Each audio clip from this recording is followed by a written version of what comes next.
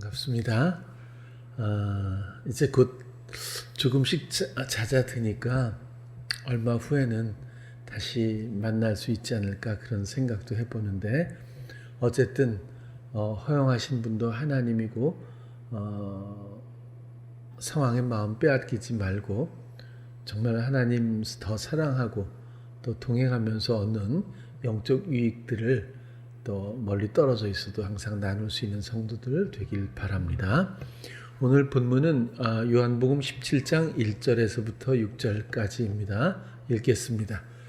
예수께서 이 말씀을 하시고 눈을 들어 하늘을 우러러 가라사대 아버지여 때가 이르렀사오니 아들을 영화롭게 하사 아들로 아버지를 영화롭게 하게 하옵소서. 아버지께서 아들에게 주신 모든 자에게 영생을 주게 하시려고 만민을 다스리는 권세를 아들에게 주셨음이로소이다. 영생은 곧 유일하신 참 하나님과 그의 보내신 자 예수 그리스도를 아는 것이니이다. 아버지께서 내게 하라고 주신 일을 내가 이루어 아버지를 이 세상에서 영화롭게 하였사오니 아버지여 창세 전에 내가 아버지와 함께 가졌던 영화로서 지금도 아버지와 함께 나를 영화롭게 하옵소서. 세상 중에서 내게 주신 사람들에게 내가 아버지의 이름을 나타내었나이다. 저희는 아버지의 것이었는데 내게 주셨으며 저희는 아버지의 말씀을 지켰나이다. 아멘. 하나님의 영화로움은 창세 전부터 이미 계획되었고 이루어져 있는 상황이었습니다. 그런 상태였죠. 하나님의 영화로움은 무엇일까요? 지금까지 17장 1절부터 6절까지 읽은 내용으로 보면 하나님의 영화로움은 우리의 구원에 있습니다. 하나님의 영화로움은 우리의 생명에 있습니다. 하나님은 그것을 이루기 위해서 계획하셨고 이미 이루신 일을 이렇게 또 표현하고 있다고 봅니다. 2절 보면 만민이라고 하지 않아요? 아들에게 주신 모든 자에게 영생을 주게 하시려고 이 영화롭게 하옵소서. 영화 지금 그 마지막 기도예요. 예수님의 마지막 기도입니다. 이 자신을 위해서 기도하고 그다음에 제자들을 위해서 기도하는 그런 장면인데요.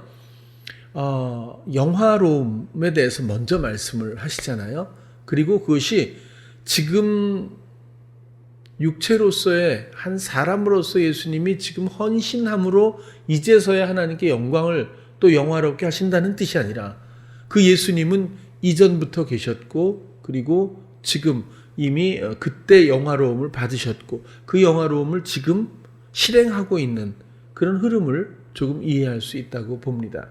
그리고 이 영화로움의 내용이 그대로 설명되고 있는데 좀 더 자세히 보면 아버지께서 아들에게 주신 모든 자에게 영생을 주게 하시려고, 이것이 생명 주시려고, 이것이 하나님의 영화로움입니다. 그 생명을 주시는 것이 자 생명이 여기 있다 이렇게 나누어주는 이런 생명이 아니라 생명을 주게 하시려고 그럼 주면 되잖아요. 그렇죠? 자 너도 생명 이런 게 아니라 영생을 주게 하시려고 만민, 모든 인생, 모든 육체입니다. 육체를 다스리는 권세를 아들에게 주셨다. 그리스도께서 다스림으로 그 생명을 주게 되어 있는, 주어지게 되어 있는 이런 구조를 우리가 확고히 이해를 해야 된다는 뜻입니다. 우리가 생명을 선물로 받았어. 이제는 우리가 영원히 죽지 않아. 이런 내용이 아니고, 이제는 내가 사는 것이 아니라 창세전에 계셨던 그리고 영원한 생명을 홀로 부여받은 홀로 생명이신 예수 그리스도가 내 안에서 주장하시는 삶, 그분의 생각과 그분의 마음과 그분의 뜻이 실행되는데 나는 동의하고 동참하는 함께 지는 멍에로서의 동행의 마음의 동행이죠. 마음의 순종이며 마음의 교감이며 마음의 동거 함께 사는 것, 이 구도가 이루어지면 그분의 생명이 나에게 주어지는 그런 구조라고 말씀을 누차 드렸어요. 그래서 그 내용은 바로 그리스도께서 우리를 다스려 주시는 것. 그래서 모든 자에게 영생을 주게 하시려고 모든 육체를 다스리는 권세를 아들에게 주셨다. 십자가에 달려 돌아가시고 그 다음에 생명으로 세우심을 받으신 후에 영적으로 성령 거룩한 영으로서 모든 인생, 모든 육체 가운데 임하셨습니다. 휘장이 찢어지고 이제는 누구든지 화목해 되는 그런 길을 여시고 이제 누구든지 행위와 상관없이 하나님께 마음의 시선을 돌리고 그분을 감각하려고 하면 이것은 누구도 예외 없이 가능하게 되었습니다. 그래서 그 생명은 곧 유일하신 참 하나님과 그의 보내신 자 예수 그리스도를 아는 것이다. 이게 굉장히 단순하면서도 어렵습니다. 이 안다고 하는 기노스코라고 하는 단어가 히브리어 때는 야다 이렇게 나오지만 이 좀 나도 아는데 그러면 나는 영생인가? 이렇게 모호할 수 있다는 뜻이에요. 그래서 조금 더 그 의미를 찾아보면 이해하다, 인식하다. 그러니까 하나님과 예수 그리스도를 이해하고 인식하는 단계죠. 내면에서. 지식적인 이해가 아니라 마음에서 그렇다는 거고 중요한 뜻 중에 하나는 다양하게 적용하다. 그런 뜻이에요. 여기 기노스코라는 단어가 그런 겁니다. 단순히 지식적으로 알다. 이런 그냥 깨달아 알게 되는 경우도 있고 아무튼 모르다가 아는 전환의 암도 있어요. 그러나 중요한 것은 다양하게 적용하다. 이것이 굉장히 중요한 의미라고 생각이 들어요. 4절도 아버지께서 내게 하라고 주신 일을 모든 것은 하나님의 뜻대로 되는 것입니다. 내가 이루어 순종으로 되는 것입니다. 아버지를 이 세상에서 영화롭게 아버지의 뜻이 이루어지는 것이 아버지의 영화로움입니다. 그리고 그 뜻은 우리를 구원하시고 우리에게 그리스도의 생명을 주시는 일이라고 말씀을 드렸죠.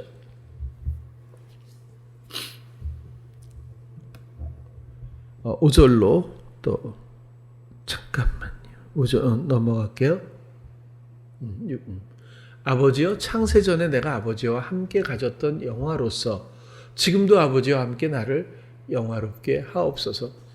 예수 그리스도라고 하는 육체가 그 이전에 창세전에 그 육체가 있었다고 생각하지 마시고 제가 볼 때는 이것은 우리 같은 3차원의 시간 차원의 일이 아니기 때문입니다.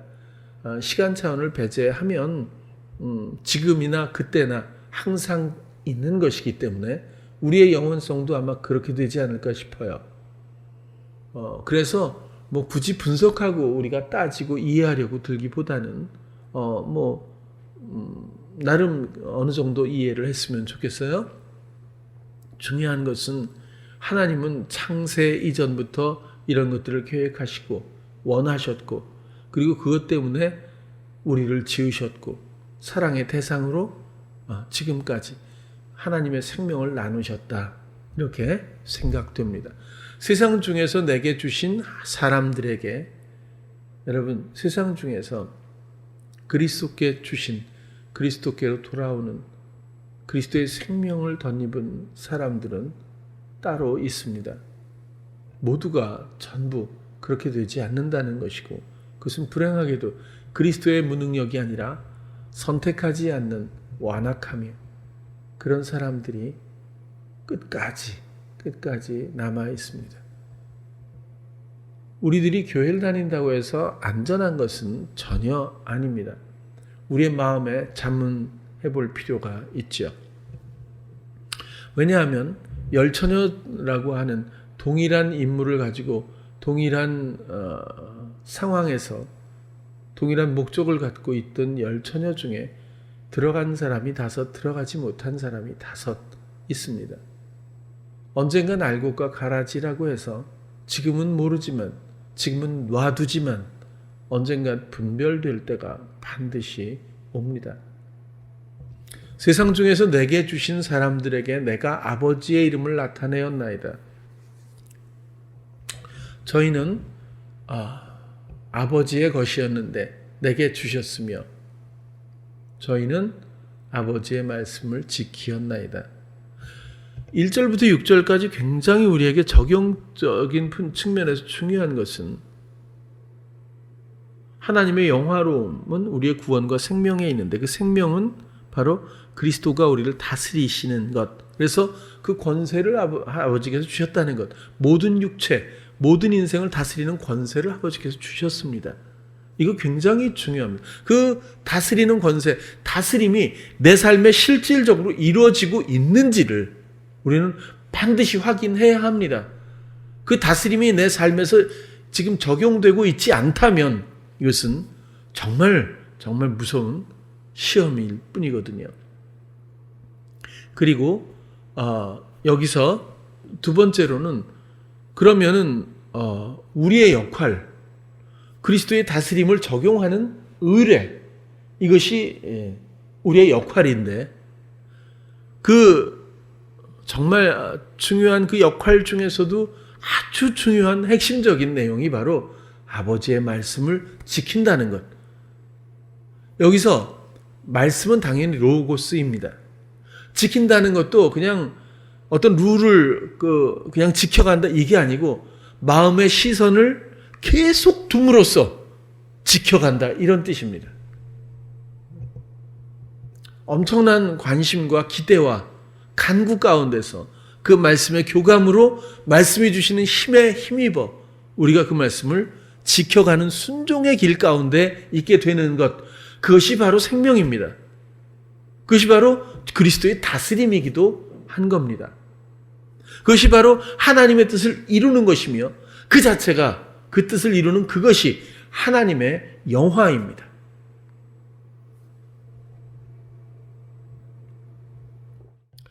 오늘 이 구절을 가지고 여러분들과 더 생각해 보고 싶은 것은 우리는 과연 하나님의 영화로움을 입은 백성인가? 그것은 나의 선택에 달려 있습니다. 아직도 어리석은 5 처녀의 모습으로 깨어있지 않고 준비하지 않고 내가 무엇을 해야 하는 것인지에 대한 전혀 자각 없이 그저 안전하다고 막연히 생각하며 성도의 생활, 신앙생활을 하고 있는 것은 아닌지, 또 다른 측면에선 그렇지 않다고 해도 세상이라고 하는 육체, 인생의 길을 걸어가면서 그리스도께 모든 것들을 의뢰하여 그분의 다스림을 갈구하는, 갈망하며 그 다스림을 기쁨으로 누리는 성도가 아니라 상황에 온 마음과 마음의 시선을 강탈당해서 상황의 노예처럼 끌려다니며 그리스도의 생명, 그리스도의 다스림에서 어긋나 있지는 않은 건지, 그런 것들이 우리는 점검되어야 한다 이렇게 보는 겁니다. 그것을 옳고 그름으로 보는 게 아니라 우리가 성찰하는 의미에서 또 그리스도가 마지막 기도의 이 진지함 가운데 정말 나는 이 진지한 나를 향한 하나님의 이루신 영화로움에 어떤 반응과 어떤 이해를 가지고 있는 건가라는 것은 반드시 우리는 살펴봐야 한다고 생각이 드는 거예요. 어떤 사람이 하나님을 거부하겠습니까? 어떤 사람이 하나님의 그 사랑을 거절할 수가 있겠습니까? 단지 깨어있지 못해서, 단지 시험에 익숙해서 그렇다는 뜻이에요. 그래서 이 시험을 걷어내고 익숙해져 버린 중독된 육체의 삶, 사단의 또 다른 사망의 다스림, 그런 것들을 자각하고 단호히 거절하고 그리스도의 하나님의 영화로움 가운데 참 하나님과 그를 보내신 그리스도를 아는 모든 순간 그분의 뜻을 적용하고 기뻐하는 그런 영적인 제자리를 찾기 위해서 말씀을 드리고 나누려고 하는 겁니다. 여지없이 예수님은 모든 육체를, 모든 인생들을 다스리고 있습니다. 우리는 오직 주께 나가 그분을 의뢰하는 것뿐입니다. 더 이상의 역할은 없다고 저는 생각해요. 우리가 무언가 아직도 헌신해야 된다 이런 것은 율법도 아닙니다. 율법은 오히려 하나님의 말씀이고 명령이지만 내가 하나님을 위해서 뭔가 해야 된다는 것은 옛사람의 중독된 습관의 일부일 뿐입니다. 그 습관적 정서일 뿐입니다. 그것으로는 하나님의 뜻을 이룰 수가 없죠. 모든 것은 시작도 알파가 또 예수 그리스도고 오메가 그 끝도 예수 그리스도입니다. 어떤 생각의 주인도 예수 그리스도가 되어야 하고 그것이 믿어지고 시인되는 것도 예수 그리스도로 말미암아야 하고 그 과정에서 나타나는 지혜와 지식과 모든 능력도 예수 그리스도의 것이 되어야 하고 그 결과까지도 예수 그리스도께 돌려드릴 수 있는 멍에를 메고 함께 도모하는 믿음의 성도들이 꼭 되어야 합니다. 성경에 보면 예로서 한나 이야기가 있습니다. 우리가 구약을 많이 다루진 않지만 한나와 분인나라고 유명한 사무엘상 1장부터 나오는 두 인물이 있습니다. 엘가나라고 하는 사람의 두 아내예요. 근데 한나한테는 자식이 없었어요. 분인나에겐 자식이 있었고. 근데 엘가나는 남편은 한나를 너무 사랑했어요. 그래서 한나한테 잘해주니까 분인나가 막 가만히 있겠어 충동을 하고 막 그죠 성질 이게 한 거죠. 격동시켰다 그래요. 그래서 많이 번민했다 막 고민하고 고통스러워한 거예요. 한나가 많이 울었어요. 힘드니까 자식이 없으면 이렇게 서름을 받나 봐요. 경쟁 구도였는데 아무튼 그래서 우니까 엘가나가 아주 감동적입니다. 울지 말라고. 그래서 뭐라 그러지 아세요? 여보, 당신한테는 내가 10아들보다 낫지 않아? 이렇게 얘기합니다. 이게 참 멋있는 남자라고 생각이 들어요. 근데 중요한 건 그것이 위로가 안 된다는 거죠. 실제로 자식이 없어서는 별로 효험이 없는 것 같아요. 그래서 이 한나가 성전에 가서 기도합니다. 기도하는데 그 내용을 기도하기가 민망해서 그랬는지 계속 입술은 움직이는데 소리는 안 나는 기도를 했다고 그렇게 적혀 있거든요. 계속 기도했어요. 근데 제사장이 엘리 제사장이었죠. 엘리 제사장이 보곤 참 제사장이 별로 좀 똑똑한 사람은 아닌 것 같아요. 보더니 가가지고 왜 포도주에 취해서 대낮부터 그러고 있냐고 포도주를 끊으라고 막 혼을 내고 그랬어요. 그러니까 아니 난 술 먹은 거 아니라고 그러면서 막 계속 기도해요. 그러니까 기도의 내용은 아들을 주세요. 근데 자기를 위해서라기보다는 만약에 아들을 주시면 그 아들을 하나님께 드릴게요. 삭도를 대지 않고 아무튼 나시린으로 이제 드리겠다는 약속을 하지요. 하나님 앞에. 그래서 그 약속 가운데 드디어 사무엘을 낳게 됩니다. 근데 중요한 건 처음부터 자식이 없어서 성태치 못하게 잉태하지 못하게 한 분도 하나님이라고 써 있어요. 성경에도. 그거 왜 그랬을까? 그렇죠? 또 그렇다면 분인나가 격동케 한 거는 하나님이 몰랐을까? 하나님이 허용하신 일 아닐까요? 그러면 여기서 중요한 원리가 있어요. 보통 같으면 상황의 마음을 다 뺏겨서 분노, 반목, 갈등, 다툼, 그죠? 염려, 억울함, 우울 이쪽으로 간단 말이에요. 보통 사람들은 다 그래요. 근데 한나는 그 격동해서 그 어려운 마음을 갖고 오직 하나님 앞에 나갔다는 거죠. 고전적인 설교이긴 하지만 그래서 주께 의뢰를 했다는 것이 굉장히 중요한 아주 중요한 그리고 단순한 오래됐지만 아주 중요한 원리입니다. 상황과 내 구도는 굉장히 나쁜 구도예요. 이건 정말 최악입니다. 그리고 어떤 사람은 그렇게 말할 수 있어요. 한나와 분인나의 대결 구도에서 결국 한나가 승리했다. 이렇게 하는 건 저는 맞지 않다고 봐요. 왜냐하면 이 이야기는 한나와 분인나라고 하는 두 사람의 이야기가 아니에요. 오직 한나의 이야기입니다. 그래서 잉태하지 못해서 또 옆에서 이렇게 번민케 격동시키지 않았으면 하나님께 나아갔겠어요? 하나님은 하나님께 의뢰하고 의뢰하는 자를 위해서 기쁘게 풍요롭게 주길 원하시는 거죠. 이거 아주 단순한 원리입니다. 그래서 그렇게 진행된 거예요.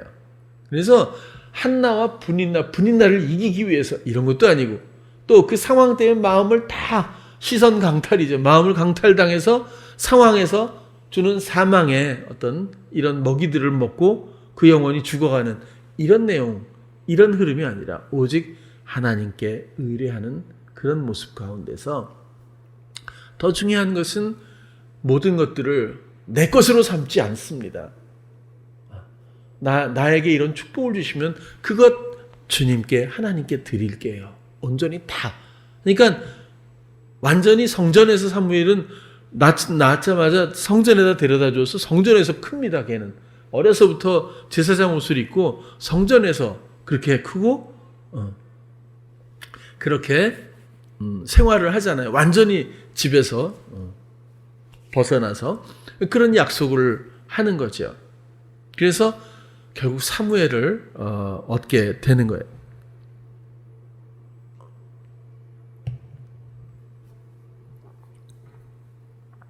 사무엘, 이것도 사무엘은 주로 하나님께 그를 구했다 이런 뜻이래요. 사무엘도.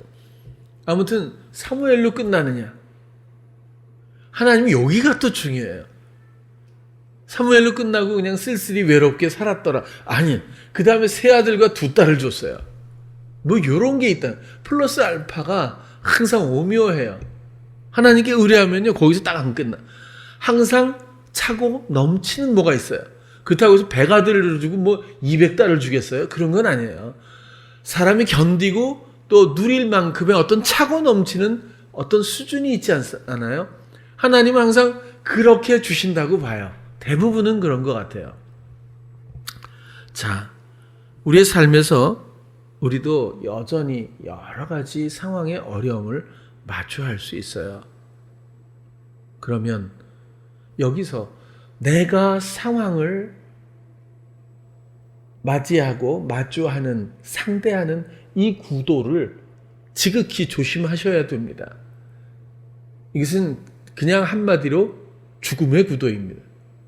왜냐하면 여기선 승리해본 역사가 없기 때문이죠. 어떤 인생도 먹잇감일 뿐이거든요. 상황과 나의 구도를 정말 주의해야 한다. 그런 거예요. 어떤 상황에 어려움이 반드시 와요. 이거 그렇게 나쁜 건 아닙니다. 이것으로 말미암아 우리는 대부분은 하나님을 인식하고 알아가고 그리고 하나님께 의뢰하는 믿음을 갖기 시작해요. 아무런 어려움이 없으면요 아무것도 안 해요. 자기의 주장과 경영만이 창궐할 뿐입니다. 이것이 사망이죠. 하나님, 예수 그리스도의 다스림이라고 하는 영생, 생명이 없는 자가 곧 사망입니다. 빛이 없는 것이 어두움이죠.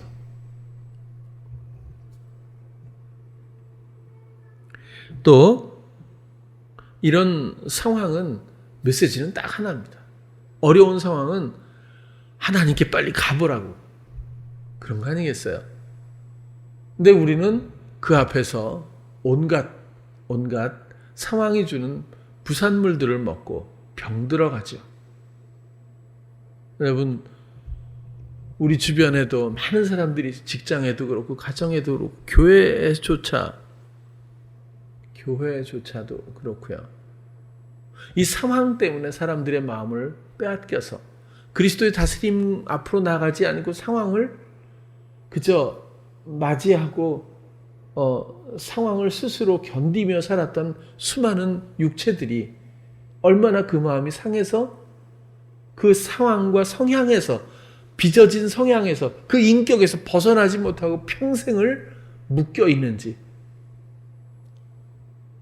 아주 어렸을 때 이미 모든 것들이 거의 끝나는 것 같아요. 정말 그 사람의 내면에 대해서 우리가 생각할 때마다 너무 참 민감하고, 그리고 정말 우리가 중요하게 생각해야 될 부분들이 많은 것 같다라고 생각이 들어요.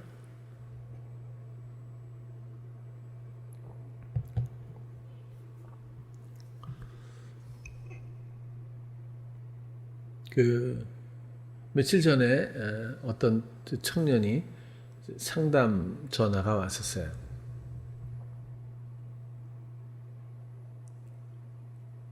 다 대부분 비슷한 것 같아요, 아직도. 그래서 특별한 내용은 아닌데, 직장에서 그 친구 얘기로는 악질 상사, 직장에 다 있어요. 근데 그 악질은 대부분 무능해요. 보람이도 그런 얘기를 하더라고요. 굉장히 힘들어 하더라고요. 너무너무 요구하는 건 많고, 그러니까 다 뭐 시키는 건 많아서 이렇게 해주면 다 그 자기 공이야.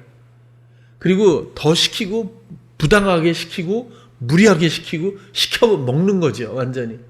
근데 무능하니까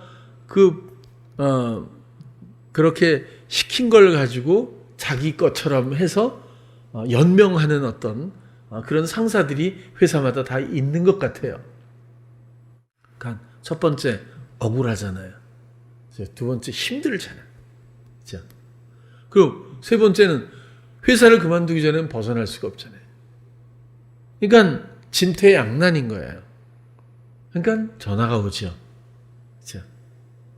이런 내용들은 굳이 그 친구만의 일은 아니에요. 세상의 모든 상황은 주로 이런 구도를 갖고 있어요. 그런데 어떤 상황도 주님 없이 내가 보면 아주 단순해요. 그 한 면밖에 없는 것 같아요. 그러나 빙산의 일각보다 더합니다.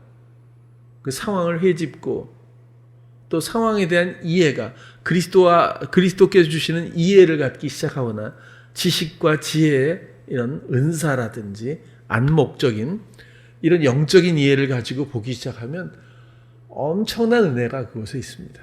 그리고 그리스도의 하나님의 메시지가 그곳에 반드시 있습니다.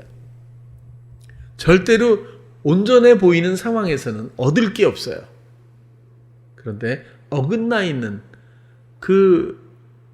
그런 상황 속에서는 우리의 유익을 위해서 아주 숨겨져 있는 아주 많은 유익들이 있어요. 반드시 있어요.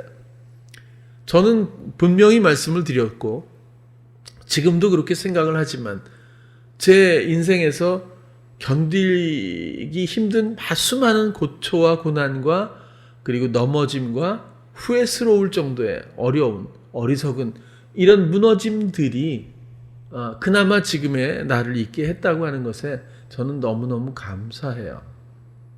만약에 순탄하게 갔다면 제가 한번 말씀드려요. 저의 꿈은 부모님의 불화, 제 나이의 부모님들은 6.25 일본 식민지 이런 거잖아요. 그래서 너무 못 볼 걸 많이 보고 불합리뿐만이 아니라 그래서 정서적으로 굉장히 고통스러웠을 거예요. 그러니까 배려심이라든지 이해력 이런 것들이 이해해주고 하는 것들이 아무리 상황적으로 먹을 것도 없었으니까요. 하물며 저희 부모님 아버님도 육군 장교였지만 월급이 너무 적으니까 월급 때가 되기 전에 가족들이 먹을 게 없었어요. 그리고 옛날에는 가족들이 많았잖아요. 우리 때에는 주로가 5명, 6명이었어요. 많으면 7이고 우리 어머니 때는 보통 12이었습니다. 그러니까 이게 뭐 먹을 게 있는, 그래서 양딸 이런 게 많았어요. 양아들. 남의 집에 가서 그냥 아들처럼 딸처럼 있으면서 허드렛 일을 해주는 거죠.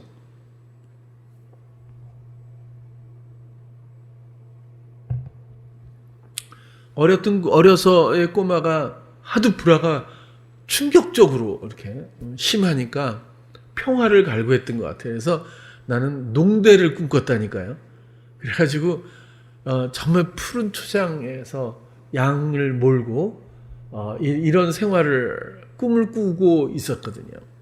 만약에 내가 정말 그냥 순탄한 생활을 했다면 나는 대관령에 가 있기보다는 아마 돼지나 닭을 키우고 있지 않았을까 그런 생각도 들고, 사실 꿈이잖아요. 어떻게 양을 키워서 우리가 뭐가 남겠어요? 양모를 깎아요? 아니면 양고, 그러니까 우리나라에서는 경제성도 별로 없는 것 같고 생각대로는 안 되잖아요. 환상일 뿐이죠. 아무 일도 없었다면 너무 나약했을 것 같기도 하고, 뭔가 전혀 무슨 맛이 없었을 것 같은 생각도 들어요.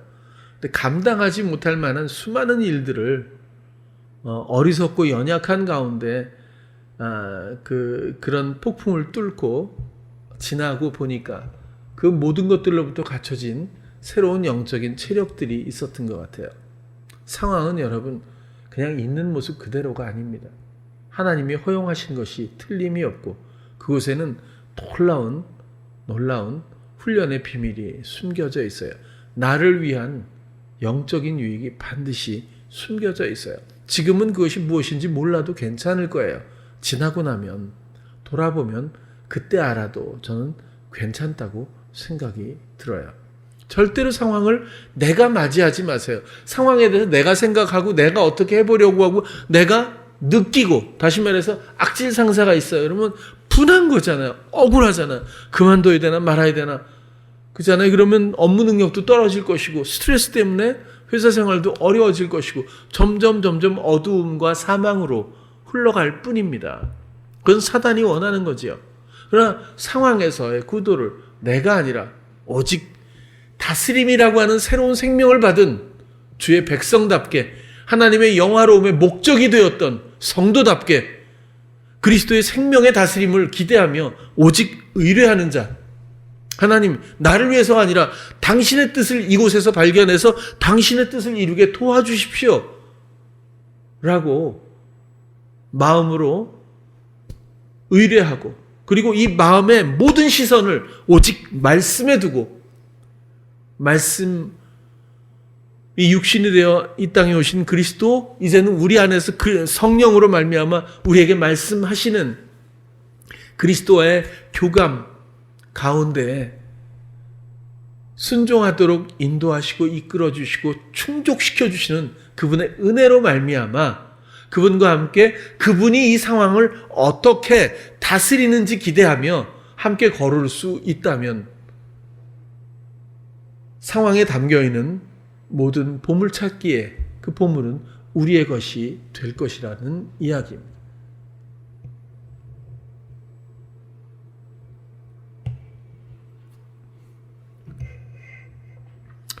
그 친구에게 또 얘기를 해줬어요. 이런 이야기를 해준 거예요. 그래서 절대로 그 상사를 볼 때도 네가 도피하려고 한다든지 또 아니면 판단하려고 한다든지, 그러니까 너와 그 상사의 대결 구도로 절대로 가지 않았으면 좋겠다.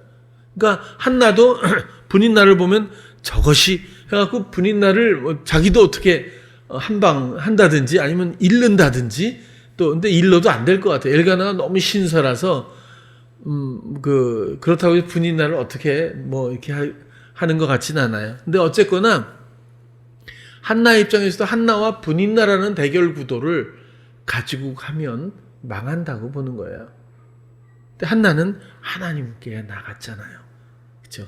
하나님은 그걸 원했던 거예요, 바로.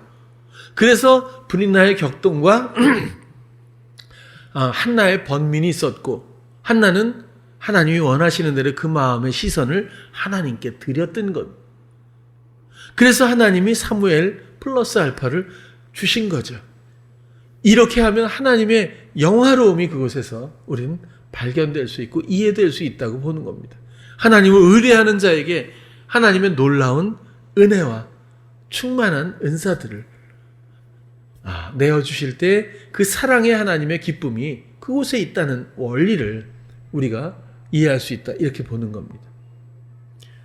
그래서 그 친구에게도 일단 마음을 빼앗기지 말고 온 마음을 그리스도께 내어드리는 걸로, 그리고 중요한 것은 모든 것은 이유가 있다.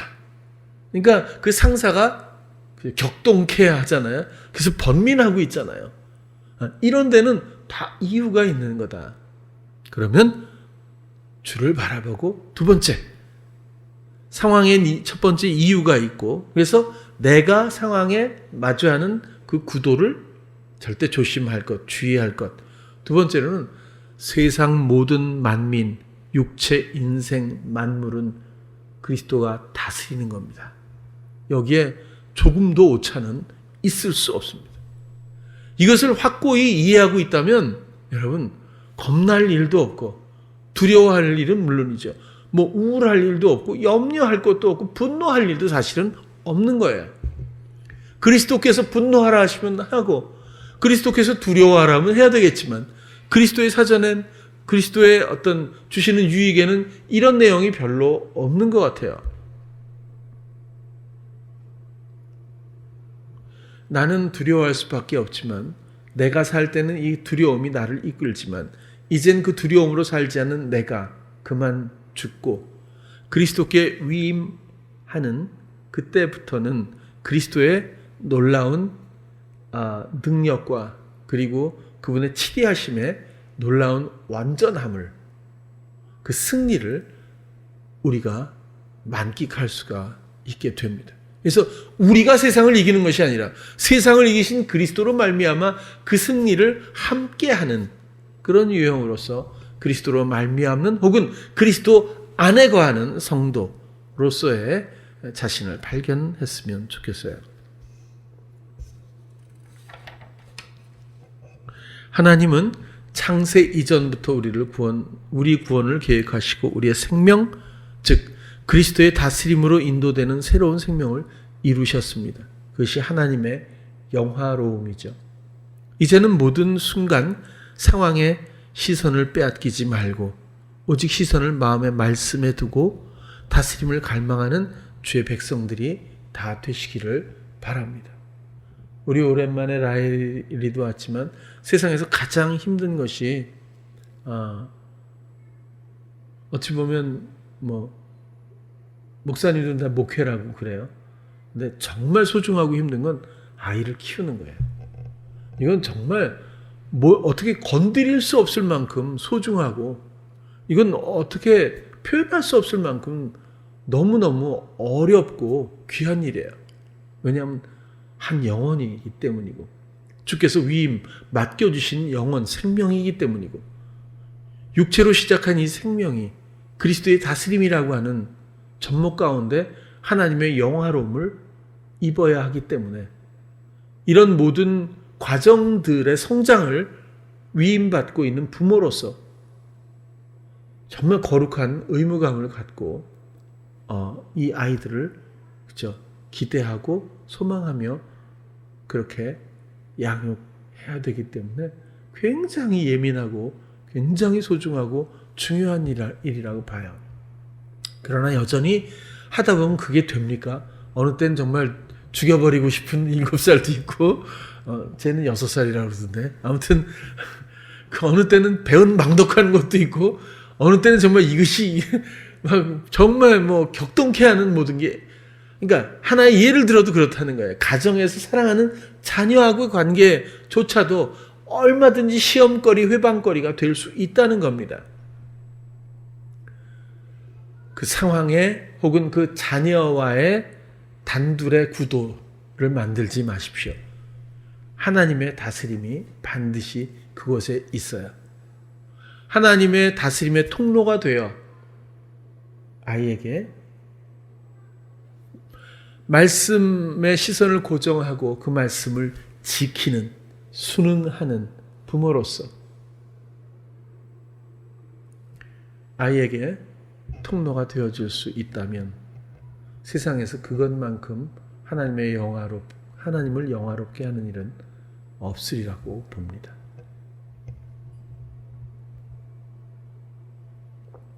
우리들이 중독자들처럼 다 망가진 후에 교회라고 모여서 주여 주여 해도 어떻게 정말 견적이 안 나오잖아요. 어떻게 고칠 수가 있어야지 도대체가 그렇잖아요. 뭐가 어떻게 망가졌는지도 모르는 출구 없는 어떤 그 방황처럼 너무너무 어려운 것 같아요. 이거 한 영혼의 망가짐이라고 하는 것이 너무너무 이거 보통 고통스러운 일이 아닌 것 같아요. 근데 아무튼 어린아이의 중요성은 제가 늘 정말 말씀드리고, 우리 교회는 외부에서 사람이 오는 것을 전도라고 하고 많이 시도를 하지만 저는 우리 교회는 좀 달라야 한다고 봅니다. 우리 아기들을 위해서 헌신하고 또 우리 아기들이 커서 그리스도의 뜻을 선명하게 이렇게 실행해 줄 수 있는 믿음의, 사랑의, 생명의 아이들로 그렇게 성장해서 하나님의 영화로움이 가득한 교회, 그리고 그런 것들을 실행해 나갈 수 있는 하나의 또 다른 모델의 교회가 되었으면 좋겠고, 그것은 하나님의 소망이자 우리들의 소망이어야 한다고 생각이 들어요. 이렇게 한 사랑하는 가정에서조차 우리는 얼마든지 어려운 상황 경험할 수 있어요. 그것 말고도 학교에서, 또 인간관계에서, 직장에서, 모든 관계에서, 모든 상황들은 우리를 향해서 우리를 무너뜨리기 위해서 수많은 시도들을 하지요. 우리를 격동케 하고 번민케 할 수 있습니다. 그러나 단순하게 상황만 보지 않기를 바라고, 오직 그것 때문에 하나님께 의뢰하는, 또 이제는 요한복음부터 제가 읽었던 이유가 한나처럼 이제 하나님께 의뢰해서 하는 이런 원리가 이제는 우리 안에 완전히 장착되었다는 겁니다. 안주했다는 겁니다. 그리스도께서 우리 안에 오셔서 이젠 마음의 시선만 드릴 수 있으면 우리는 말씀 가운데 그 말씀이 준행될 수 있는, 지킬 수 있는 그런 성도로서의 부르심과 교감의 특혜를 갖게 되었습니다. 이것은 너무 놀라운 능력이고, 그리고 생명의 근원적 요소입니다. 어떤 상황에서든지 부디 상황의 모든 생각과 마음을, 감각을 빼앗겨서 또다시 유린당하지 않기를 바랍니다. 요즘에 너무 어려운 상황들이 있죠. 그런 상황에서도 마찬가지입니다. 하나님이 우리의 훈련을 위해서 코로나를 주셨다? 아니요. 그런 구도는 아닙니다. 코로나 때문에 어떤 사람은 더 편한 사람도 있고 집에만 있어서, 또 어떤 사람은 정말 고통스러운 사람도 있을 겁니다. 어떤 사람은 망한 사람도 있고 어떤 사람은 돈을 너무 많이 버는 사람도 있대요. 그렇죠? 그러니까 꼭 나쁘고 좋고라는 뜻이 아니라 이렇게 이런 상황, 코로나라고 꼭 집어서 그 주제를 말하는 것이 아니라 이것 때문에라도 무언가 장애를 받고 번민 가운데 있다면 상황에 무너지지 말고 오직 그리스도께서 다스리시는 모든 이 원리와 또 소망을 가지고 주님께 의뢰하고 위임하고 모든 마음의 시선을 말씀에 두어 이미 하나님의 영화로움을 입은 백성으로서 그리스도의 다스림이 장착된, 안주한, 뿌리가 내려버린 그런 성도, 생명의 성도로서 그분의 다스림으로 말미암아 세상이 상관할 것 없는 그런 고귀한 발걸음이 있기를 바라는 거죠. 그것이야말로 창세 이전부터 하나님과 예수 그리스도의 영화로움을 말하는 그 목적이 된 그런 존재이고 또 자녀이고 백성이다, 이렇게 생각을 해요. 하나님의 영화로움의 목적이 된 진정 구원받은 우리 성도들, 살아계셔서 지금도 우리를 주님의 생명으로 이끄시는 풍요의 다스림이 충만한 사랑하는 찬양교회 성도님들 모두 되시기를 간절히 축원드립니다. 기도하겠습니다.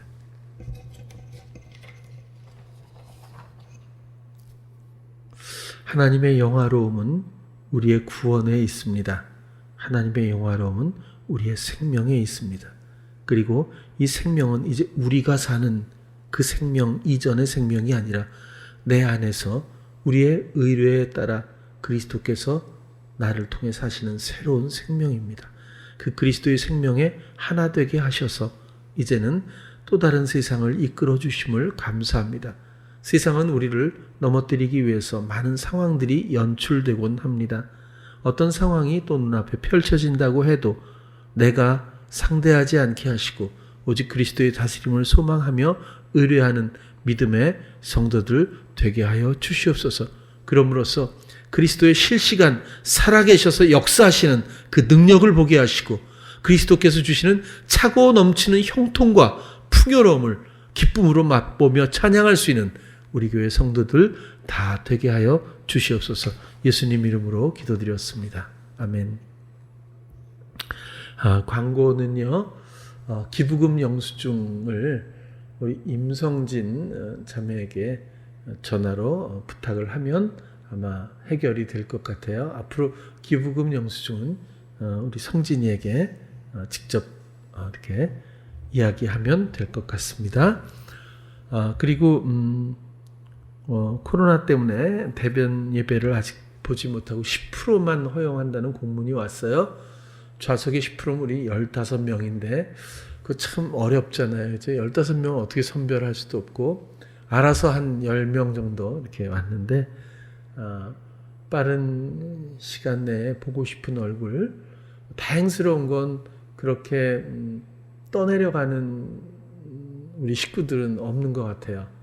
다들 기대하고 또 주님을 바라보려고 하면서 나름대로 잘 걷고 있다고 저는 그렇게 생각이 들어요. 감사하고 저도 계속 마음으로 의뢰하고 기도하고 있습니다. 그리고 특별히 어린 아기들에 대한 이야기를 많이 드리죠. 이제 출산을 또 앞두고 있는 가정들 있고 또 양육하는 가정들 정말 하나님의 귀한 선물, 우리들의 거룩한 직무, 이 모든 것들을 영적인 그리스도의 지식과 지혜 가운데에서 감당할 수 있기를 바라고 함께 나누고 또 감당했으면 좋겠어요. 건강 조심하시길 바라고요. 그리고 마지막 광고는 우리 교회 이전 문제입니다. 헌금이라고 이렇게 부담을 갖지 않길 바라고요. 그리고 제가 한번 그랬죠. 이건 돈이 아니라 마음일 뿐이라고. 어찌 보면 사랑의 척도이고 하나님에 대한 내 마음의 척도일 수 있습니다. 금액의 문제가 아니라 소망이 있어야 하고 모두가 기쁘게 인도하심을 받고 그 다음 걸음을 걸었으면 좋겠어요.